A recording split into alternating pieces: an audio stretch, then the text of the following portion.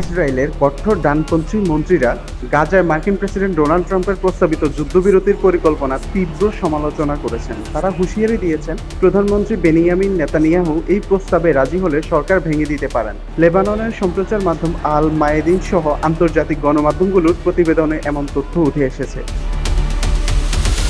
মার্কিন president Donald ট্রাম্পের প্রস্তাব অনুযায়ী প্রথম ধাপে ইসরায়েল ও হামাসের মধ্যে বন্দি বিনিময়ের মাধ্যমে যুদ্ধবিরতি কার্যকর হবে। পরবর্তী ধাপে গাজাকে নিয়ন্ত্রণকরণ এবং হামাসের প্রভাব কমানোর পদক্ষেপ নেওয়া হবে। তবে এই পরিকল্পনা হামাসের সম্পূর্ণ নির্মূলের নিশ্চয়তা না থাকায় ইসরায়েলের কট্টরপন্থী রাজনীতিকদের মধ্যে ক্ষোভ দেখা দিয়েছে। নেতানিয়াহু সরকারের জোটসঙ্গী ও ইহুদিদের দলের নেতা জাতীয় নিরাপত্তা মন্ত্রী ইতমার বেন গভির সরাসরি হুঁশিয়ারি দিয়ে বলেন, যদি ট্রাম্পের প্রস্তাবিত পরিকল্পনা অনুযায়ী বন্দীদের মুক্তি দেওয়ার পর হামাস টিকে থাকে তাহলে আমরা সরকারের অংশ থাকব না।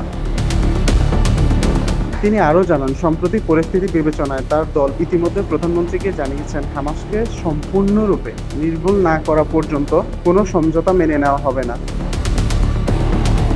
বিশ্লেষকরা বলছেন, বেন গভির তার দল জোট ত্যাগ করে নেতানিয়াহু সরকার টালমাটাল অবস্থায় পড়তে পারে। আরও এক কঠোর ডানপন্থী জোটসঙ্গী বেজালে এই দুই দলের সমর্থন হারালে নেতানিয়াহুর জোট সরকার সংখ্যাগরিষ্ঠতার ঝুঁকিতে পড়বে বলে মনে করা হচ্ছে। অন্যদিকে নেতানিয়াহু এখনও আনুষ্ঠানিকভাবে ট্রাম্পের প্রস্তাব নিয়ে কোনো অবস্থান জানাননি। তবে রাজনৈতিক চাপ, অভ্যন্তরীণ বিভাজন তার কূটনৈতিক সিদ্ধান্তকে জটিল করে তুলেছে। International desk, global voice 24।